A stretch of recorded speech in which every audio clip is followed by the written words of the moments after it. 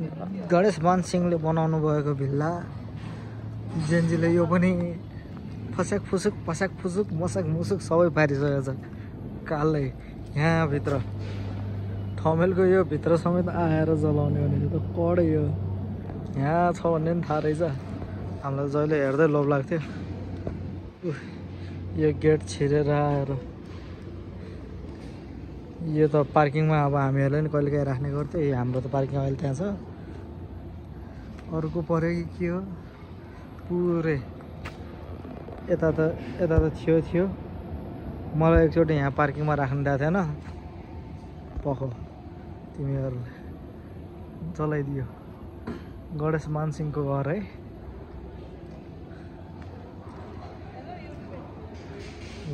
यहाँ अझ यहाँ त सामानहरू त टन्न छ त बाइक साइकहरू पनि यहाँ पार्किङमा राखेको सबै उभा होला ओहो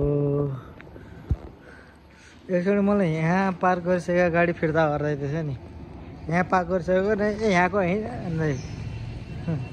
ठिक्क पऱ्यो यहाँ हैदराबादीमा आएको बेला क्या